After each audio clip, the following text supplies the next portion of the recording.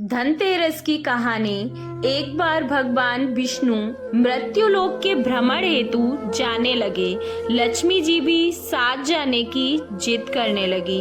विष्णु भगवान ने कहा, मुझे तो सृष्टि के पालन हेतु जाना है, आप साथ चलकर क्या करोगी?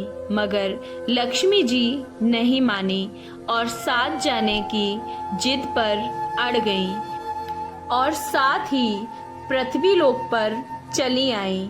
घूमते हुए कुछ देर बाद विष्णु जी ने लक्ष्मी जी से कहा कि मैं किसी काम से दक्षिण दिशा की ओर जा रहा हूँ, तुम उधर मत देखना। यह कहकर भगवान विष्णु वहां से चले गए।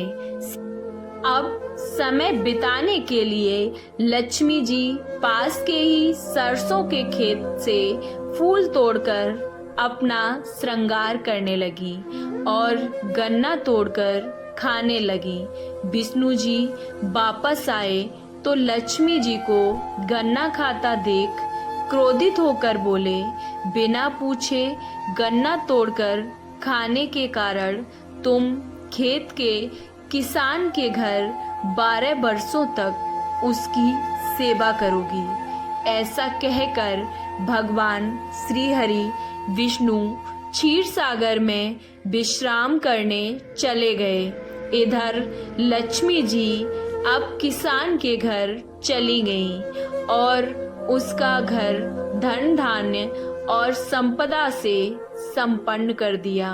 12 वर्ष के बाद विष्णु जी लक्ष्मी जी को लेने आए तो लक्ष्मी जी उनके साथ वापस जाने लगी तो किसान ने लक्ष्मी जी को रोका।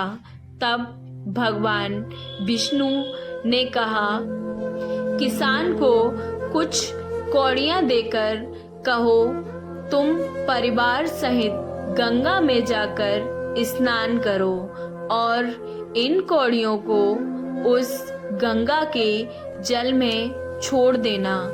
जब तक तुम नहीं लौटोगी हम यहीं तुम्हारा इंतजार करेंगे। किसान मान गया। किसान गंगा स्नान के लिए चला गया और किसान ने जैसे ही गंगा में स्नान करके कौड़ियां जल में डाली, वैसे ही पानी में से 4 हाथ निकाले और कौड़ियां लेकर चले गए। और किसान ने आश्चर्य से देखा और गंगा जी से पूछा, ये 4 भुजाएं गंगा माँ किसकी थी?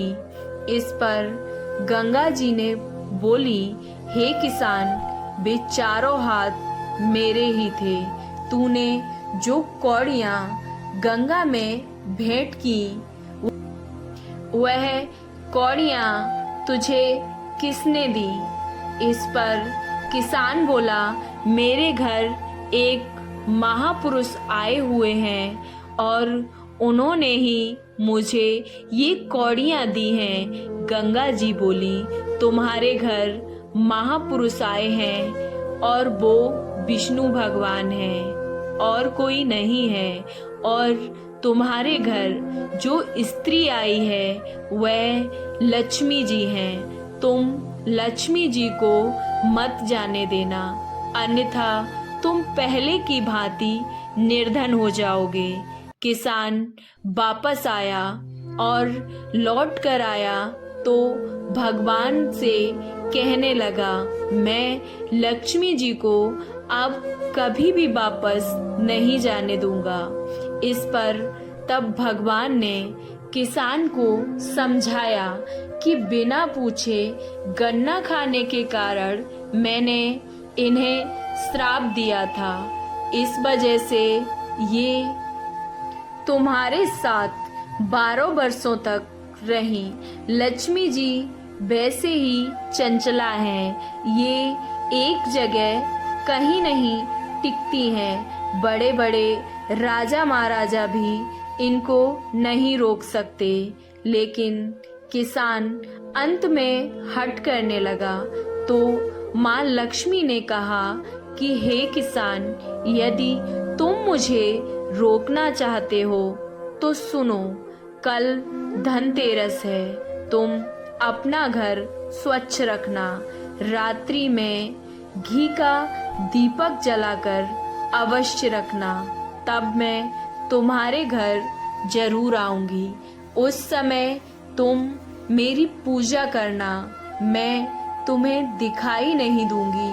किंतु किसान ने कहा, ठीक है, मैं ऐसा ही अवश्य करूंगा।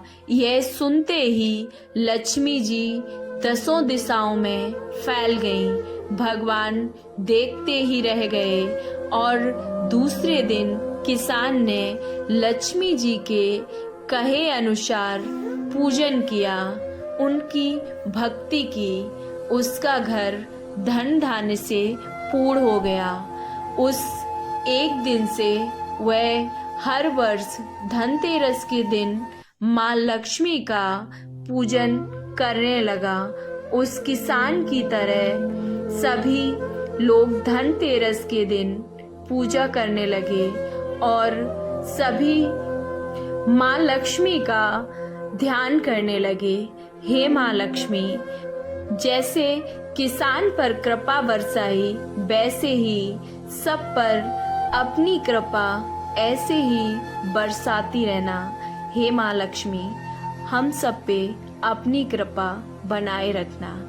आपको ये कहानी अच्छी लगी तो कमेंट बॉक्स में जय माँ लक्ष्मी अवश्य लिखें। वीडियो को लाइक, चैनल को सब्सक्राइब करना ना भूलें। माता लक्ष्मी की कृपा आप पर सदैव बनी रहे।